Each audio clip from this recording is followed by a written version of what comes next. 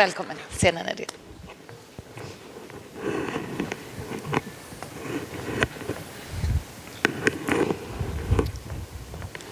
Här har vi ett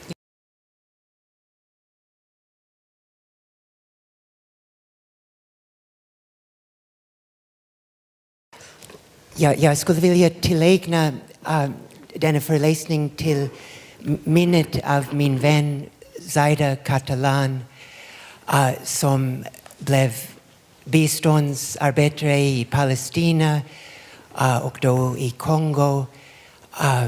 Blev kidnappad förra månaden den 12 mars och hittades död i tisdags förra veckan. Mm. Zaida, du påminner love in action is a harsh and dreadful thing compared to love in dreams. Kärlek i handling är en hård och fruktansvärd sak jämfört med kärlek i drömmar.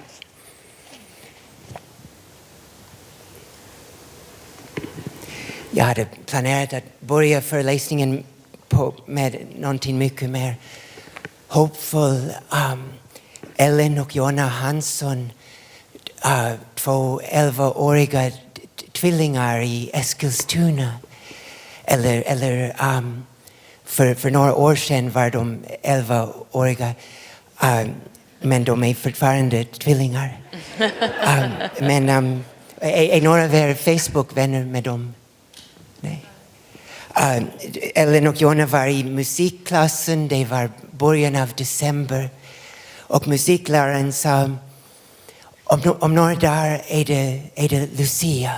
Och vår klass ska lysa för ett företag här i Eskilstuna som heter Bofors. Och Ellen och Jonna frågade musikläraren, Bofors, är det inte företaget som tillverkar vapen som används för att döda människor i Irak? Ja, just det, tjejer. Bofors är vapentillverkaren här i stan. Jag vet inte var deras produkter används. Nej, men vi vill inte sjunga för en vapentillverkare. Nej, men flickor, det här är ingen valsituation. Ni ska vara med som alla andra. Det är ingen stor grej. Nej, vi vill inte sjunga för en vapentillverkare. Klassföreståndaren var ännu mer upprörd än läraren för att han visste att det var Bofors vapenföretag som bekostar skolans resa varje år med goda pengar. Han ringde hem till tvillingarnas mamma. De har samma mamma. För att sätta press på dem att de måste sjunga. Men de vägrade och fick kvarsittning som straff. Det var inte en enda vuxen i skolan som gav stöd till dem. Men Ellen och Jonna står i en tradition av människor som har vägrat att bara följa efter vad andra gör när de känner att en viktig etisk princip står på spel. Jag tänker på denna bild på en nazistsamling i Hamburg 1936.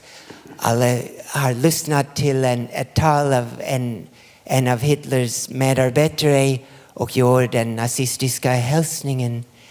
Eller inte exakt alla. Det finns minst en person som inte gör Hitler hälsningen. Ansiktet. Och Ellen och Jonna står i exakt samma tradition.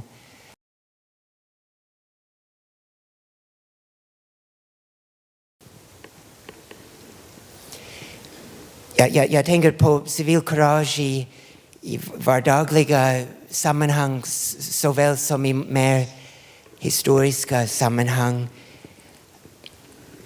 Ni har följt Malala Yousafzais liv, hur hon var i Svartdalen i norra Pakistan vinter 2009 när talibanen började bomba skolor för flickor.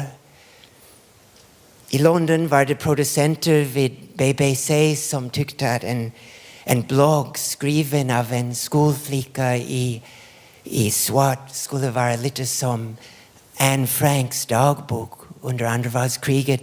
Frågade runt om det var någon som var beredd att skriva en sån blogg. Och det var bara Malala som ville göra det. Hon började med att skriva om en 11-årings tankar, som till exempel att talibanen hade slagit ned kabelnätet så att hon inte kunde se fortsättningen av sin favorit tv-drama Min drömprins kommer att gifta sig med mig. Hon skrev också om oro, citat. På väg hem från skolan, jag hörde en man som sa, jag ska döda dig. Jag gick snabbare. Till min stora lättnad såg jag att han pratade i mobilen och måste ha mordhotat någon annan. Gradvis blev det lugnare i Swat. Malala kände att hon kunde tala ut i media om talibanen, att hon kunde använda sitt riktiga namn i intervjuer. Vid denna tid var hon fortfarande orolig för sin pappas säkerhet, och hon beskriver detta i en intervju med New York Times webb-tv. Jag vill få tillgång till kunskapens värld, och hon undertecknade din lilla videostjärna, your small video star. Ni minns kanske den 9 oktober 2012. Malala hade skrivit en tenta om Koranen, var i skolbussen på väg hem, sjöng parstung folksånger med kamraterna. 2 beväpnade militanter stoppade bussen. En klev på, ropade, vilken av er är Malala? Säg till, annars dödar jag er alla. Han hittade Malala, och medan hon blundade och tog handen av flickan bredvid besköt militanten Malala i huvudet och näcken. Hon var en vecka medvetslös i lokala sjukhus innan hon flögs i koma till ett sjukhus i Birmingham, England, med specialitet i skottskador till hjärnan. Och efter 6 månader av operationer var hon mer eller mindre okej. Och ni minns kanske den globala vågen av kärlek och stöd för Malala. Personer som höll bönmöte runt om i världen, som samlade in pengar till Malalas vård. Nästan 1 miljon personer som rekommenderade Malala till Nobels fredspris. Hon var på omslag på Newsweek.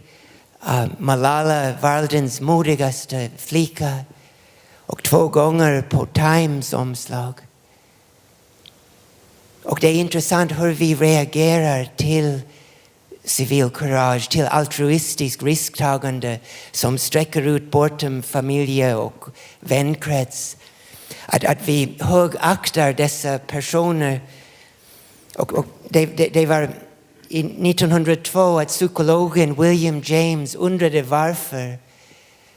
Och han menade att vi känner att individer som har tagit stora risker för andra har på något sätt rört livets djupaste hemlighet. De har fått svaret till Sphinxens gåta. William James skriver inte vad svaret är, men jag får känslan av hans text att han menar någonting lite som en ledare för bonde, lite som vad en ledare för bondearbetare, Cesar Chavez, en man inspirerad av Gandhi, vad han sa en gång inför en protest fast i Kalifornien. Han sa, to be human is to suffer for others. May God help us to be human. Att vara människa är att lida för andra. Må Gud hjälpa oss att vara människor. Och det var någonting som Zaida förstod.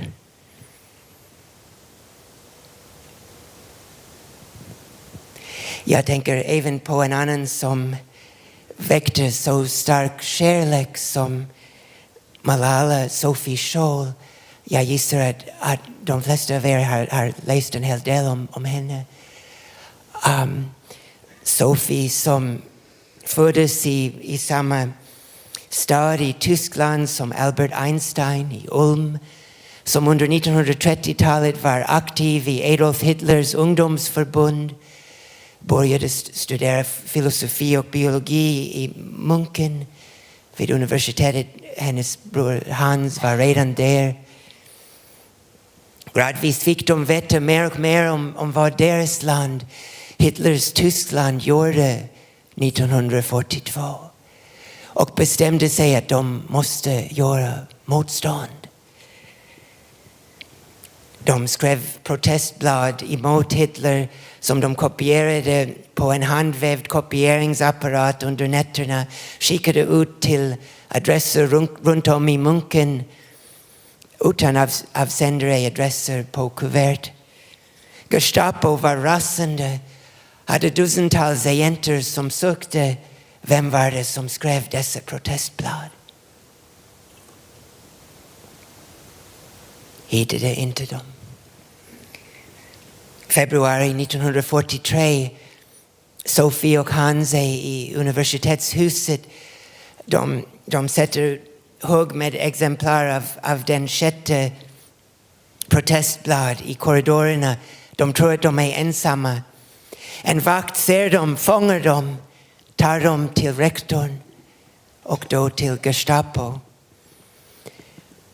Och Sophie, 21 år gammal, och Hans, 25, blir avrättade, halshuggna.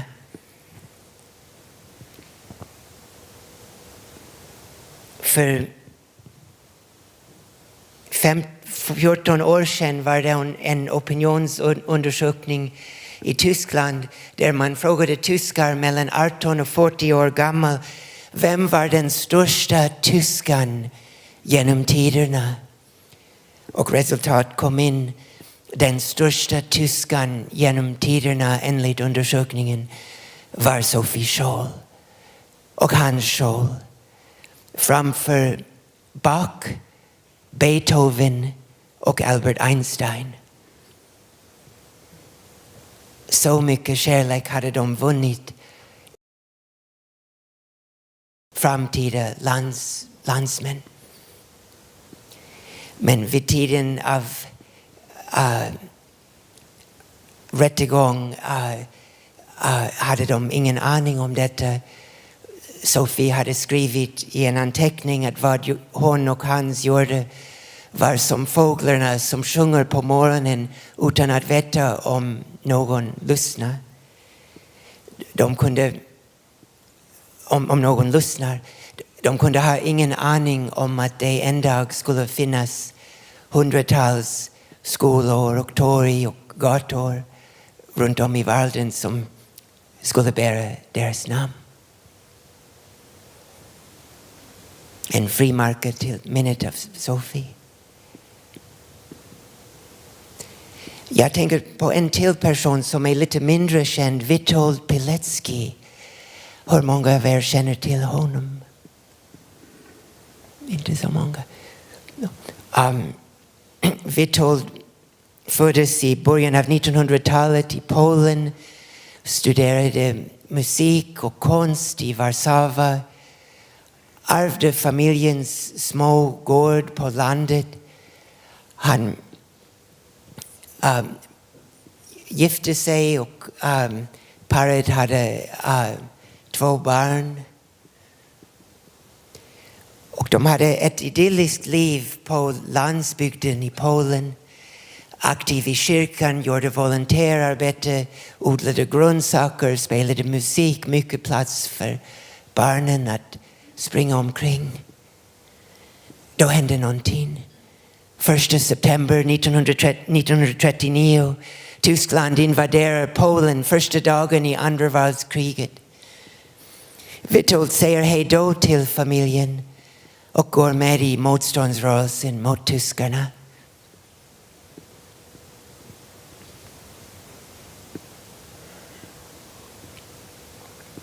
Efter 10 månader är det rykten som cirkulerar i Polen om en liten polsk stad som skulle bli känd för hela världen med dess tyskt namn, Auschwitz. Och rykten är att tyskarna har byggt upp i Auschwitz ett fängelseläger som är otroligt ovanligt stort och ovanligt brutalt. Men ingen vet detaljerna, det är bara rykte.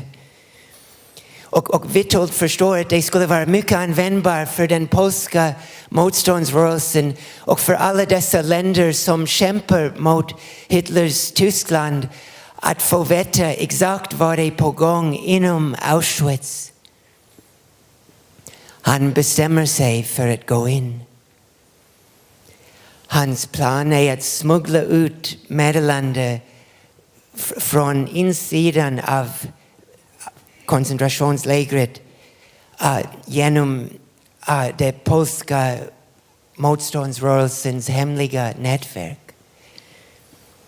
Witold väntar tills en dag när tyskarna samlar politiska motståndare och några judar i Warszawas största torg.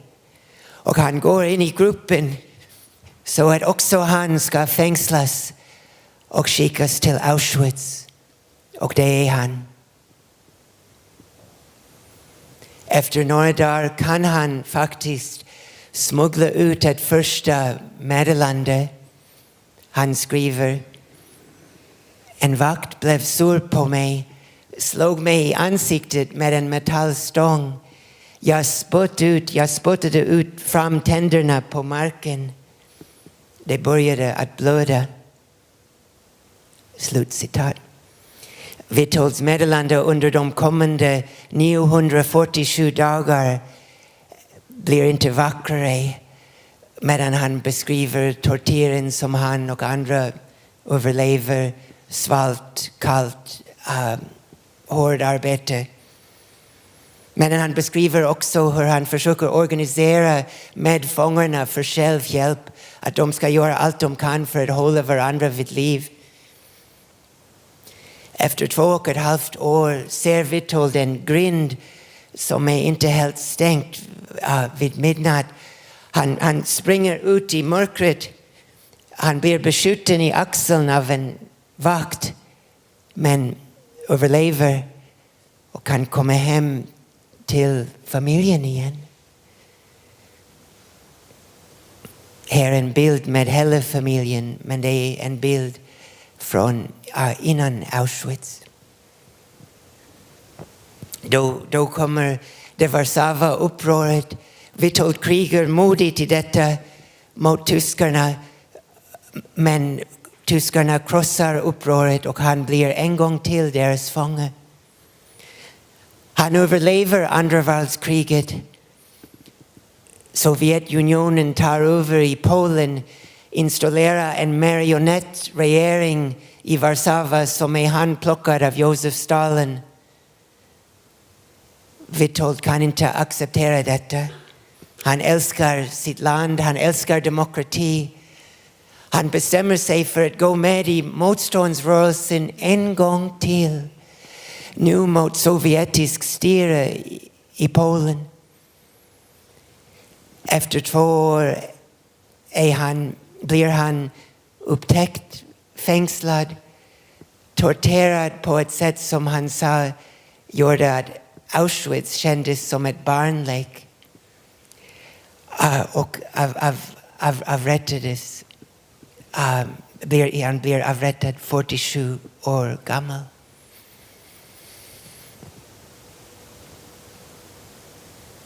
Witold, jag har svårt att förstå dig att frivilligt gå in i Auschwitz.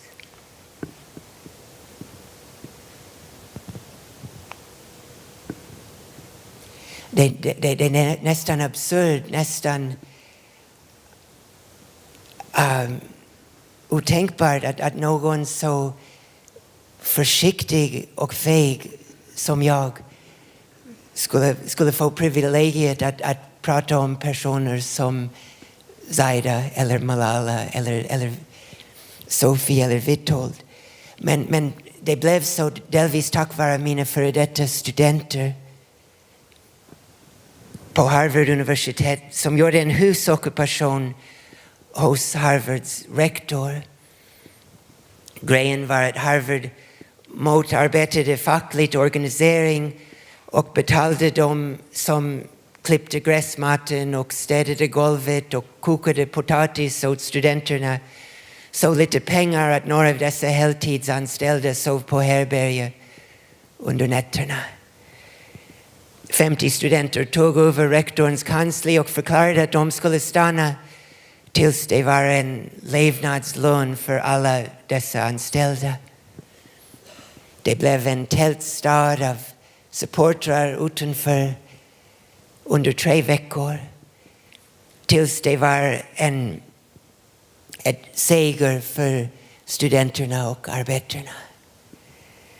Och under dessa dagar var det många studenter som kände att de lärde sig mer av husockupationen än av deras Harvard-kurser.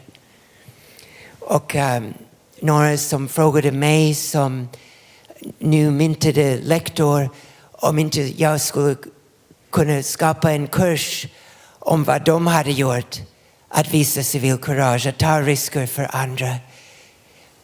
Jag sa att jag skulle gärna försöka och valde ett namn för kursen som var tillräckligt grandios för Harvard och för mitt eget ego.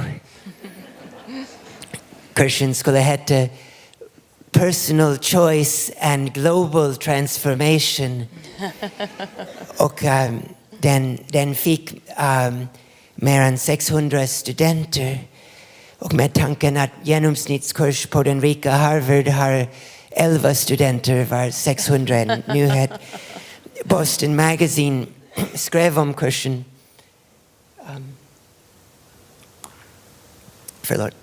Skrev om kursen.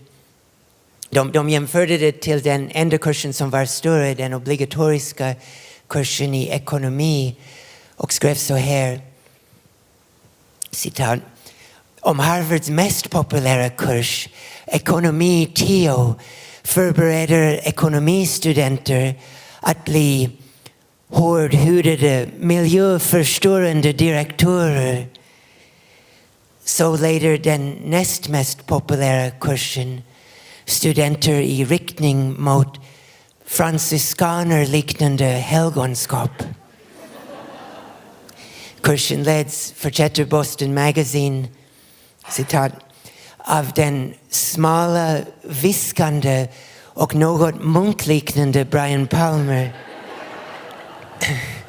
Och jag tänkte, hur fan fick journalisten få veta så mycket om mig, munkliknande? Men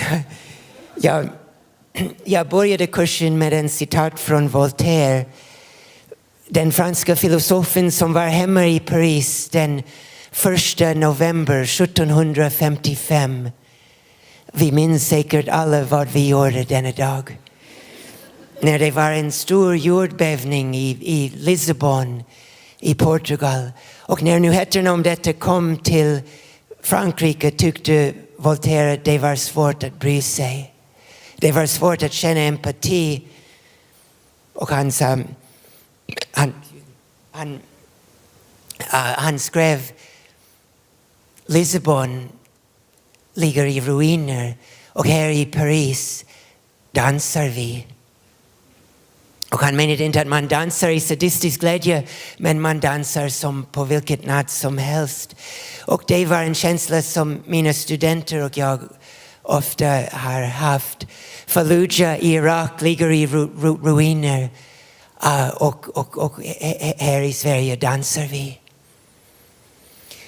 Det var författaren Susan Sontag som menade att Voltaire uttryckte en frustration som vi alla känner ibland inför vad hon kallade för the simultaneity of wildly contrasting human fates. Samtidigheten i vilt kontrasterande människoöden. Hur är det att vid samma minut att vi är här i en vacker konserthus, i en pittoresk stad, i ett rikt land, i en fredsfull del av världen, att vid precis samma ögonblick i Kongo, i Syrien, i Ukraina, i Gaza, i södra Bronx finns det personer i extrema situationer av våld och lidande. Hur kan det ske samtidigt, undrade Sontag. Etikern, filosofen Manuel Levinas kom till slutsatsen att inför en värld av andras lidande har vi infinite responsibility but limited capacity. Obegränsat ansvar men begränsade förmåga. Och hur lever vi med glappet? Det var för att ta upp sådana frågor att mina studenter och jag bjöd in olika gäster till våra kurser. Zaida Catalan var en av våra gäster flera gånger. En annan var Amy Goodman. Är det några av er som följer henne, kanske på webben? Amy fick en fråga om en tid att hon som journalist var i Östtimor medan Indonesien ockuperade detta land. Hon svarade på frågan genom att beskriva en dag. Hon bevittnade en tyst demonstration mot ockupationen. Personer hade samlat i kyrkogården, hade skrivit banderoll på lakan. Varför besköt Indonesiens armé min syster? Varför besköt de in i vår kyrka?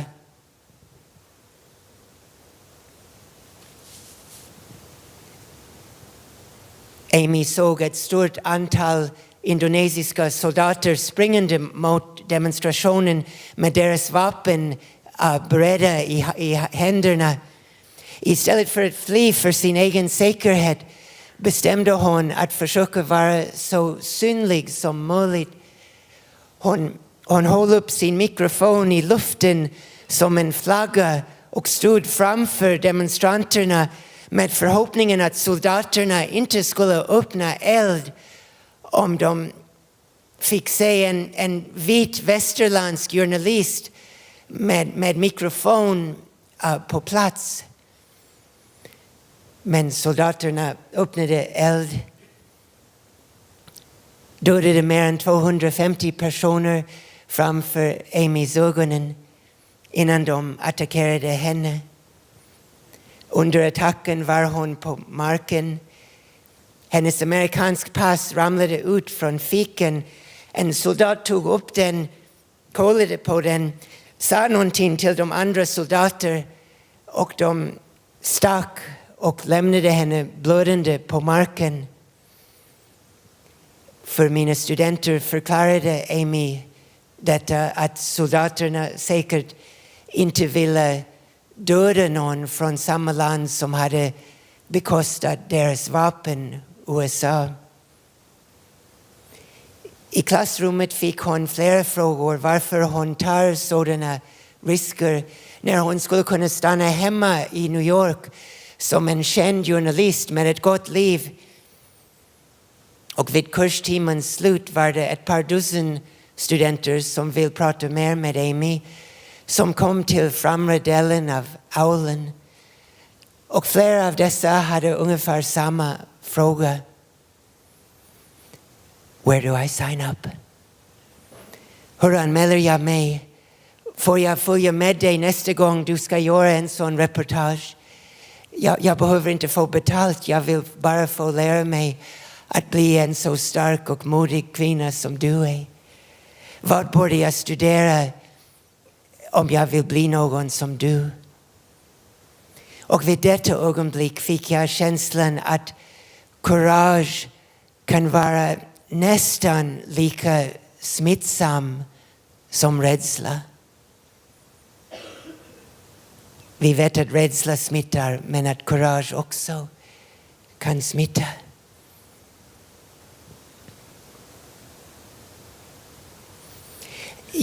Jag tänker inte minst på kurage i er yrke bland de som är anknuten till bibliotek på olika sätt. Och här var en person i demonstrationståget i Washington efter Donald Trump kom till makten. You know things are messed up when librarians start marching. Du vet att det har gått åt helvete om bibliotekarier börjar att demonstrera. Men på ett sätt är det hennes plakat för allt för modest. För det är en yrkesgrupp med exceptionellt stark engagemang som många har noterat. Att citera filmskaparen Michael Moore om librarians citat. You think they're just sitting there at the desk, all quiet and everything. They're like plotting the revolution, man. I wouldn't mess with them. Han sa vidare i en separat intervju, citat, librarians are the most important public servants in a democracy.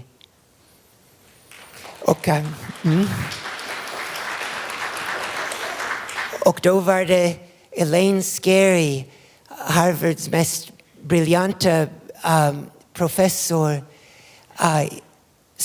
som är känd för böcker om tortyr och kärnvapenkrig. Hon är professor i engelska. Hon har pratat en hel del om bibliotekarier. Förlåt, jag kan inte uttala det. Det har inte varit bästa vecka för mig. Men hon skriver mycket om ert yrke. Till exempel att efter George W. Bush och allierade i kongressen skapade lagen i USA som heter Patriot Act, var det särskilt bibliotekarier, kan någon säga hur man bibliotekarier som ledde motstånd mot detta lag. En del av laget var att bibliotekarier skulle spionera om de som använder biblioteket och berätta för FBI vem använder vilka böcker. Och Scary menar att bibliotekarier var en särskilt kraftfull motstånd till George W. Bush för det är en exceptionellt kunnig, påläst yrkesgrupp. Det är en grupp som har otroligt bra nätverk och det är en yrkesgrupp som är mycket vältalig, very eloquent. Som exempel tar Scary upp resolutioner med fina ord om just varför man ska vägra att följa Patriot Act. Till exempel, citat: "In situations where the United States Constitution and the Patriot Act are in contradiction, we will follow the United States Constitution." Som var en mycket smidig förklaring för ett slags civil olydnad.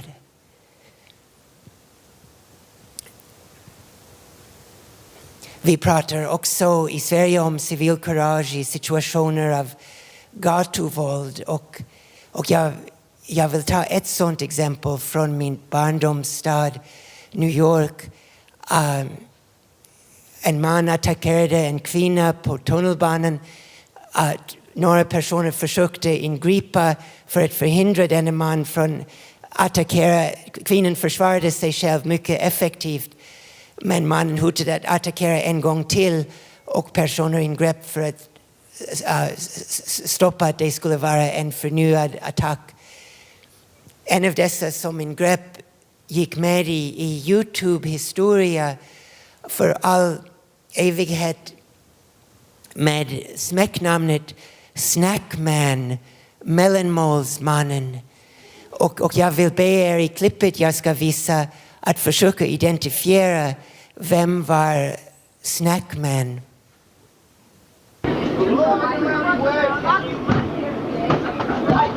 Whoa, whoa, whoa, whoa, whoa.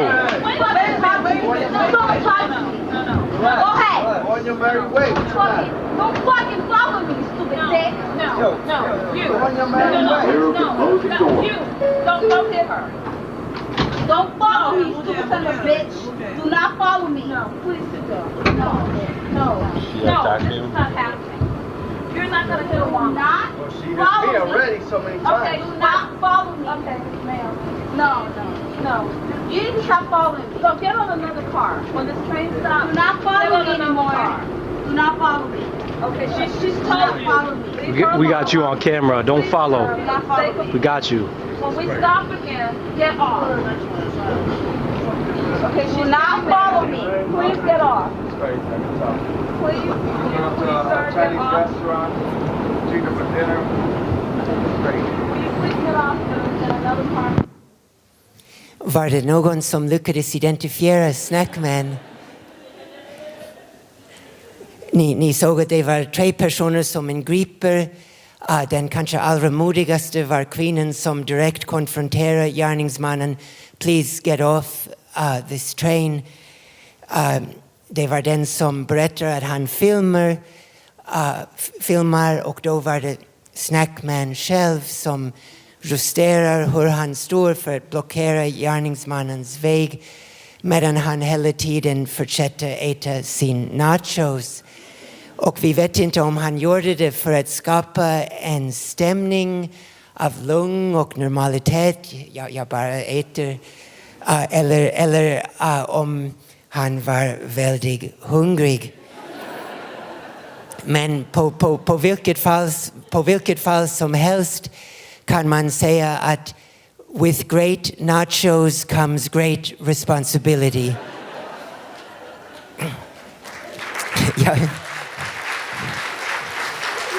Jag tänker på ett till situation i barndomsstaden New York. Wesley Outry som var byggarbetare. Han var på väg till byggplatsen där han jobbade tillsammans med sina unga döttrar. De kom ner till perrongen, såg en man som plötsligt kollapsade längre ner på perrongen. En man som hade ett epileptiskt anfall. Och denna man ramlade vidare ner på spåret just när expresståget var på väg in på detta spår. Wesley lämnade döttrarna. Han sprang ner. Han hoppade ner på spåret och försökte lyfta upp den andra mannen. Men han insåg att han inte hade tid att göra det för att tåget kom in så snabbt. Han bestämde sig pressa ner den andra mannen mellan kännorna, mellan de två metallrälsen, pressade sitt eget kropp tätt ovanpå för att stoppa den epileptiska personens rörelser. Tågchauffören bromsade så hårt som kan, men 4 vagon av tåget han rullar över dessa 2 män innan den kom till stopp. Då ropade Wesley upp från under tågsättet att han och den andra mannen var okej. Att döttrarna och de andra 24 personer på perrongen borde inte vara rädda. Det tog 20 minuter för räddningspersonalen att komma och hitta ett sätt att fiska upp dessa 2 män från under tågsättet. Och Wesley sa senare i en intervju att det var det konstigaste 20 minuter under hela sitt liv. För att den andra mannen hade ingen minne av vad hade hänt. Och förstod inte varför han var under en tunnelbanetågsätt omkramad av en främmande man. Wesley förklarade för honom att saker hade hänt för det bästa. Men den andra mannen fortsatte att ställa frågor. Är vi döda? Är det här himlen?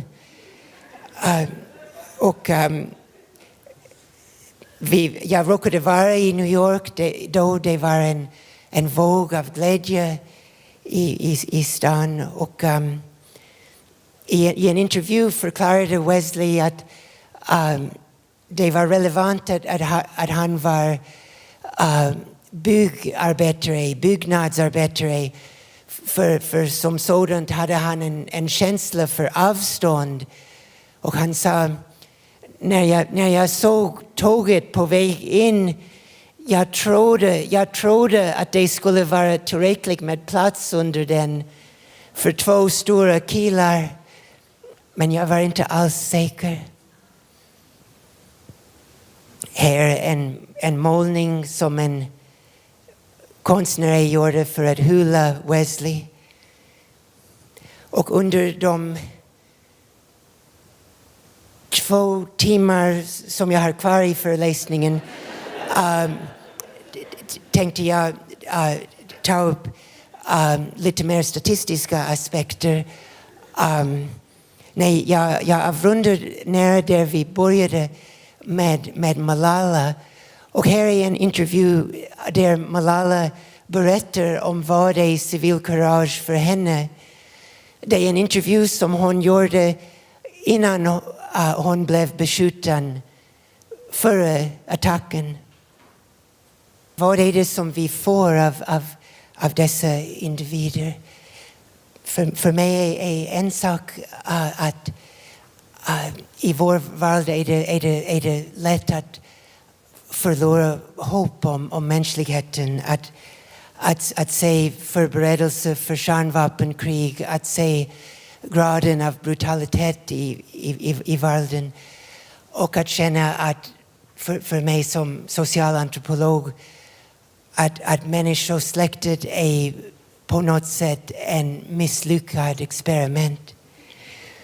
Och vid dessa ögonblick av förtvivlan är det personer som Malala och Zaida, Sophie och Witold och Wesley som påminner mig och de många andra som agerar i samma anda utan att jag vet deras namn.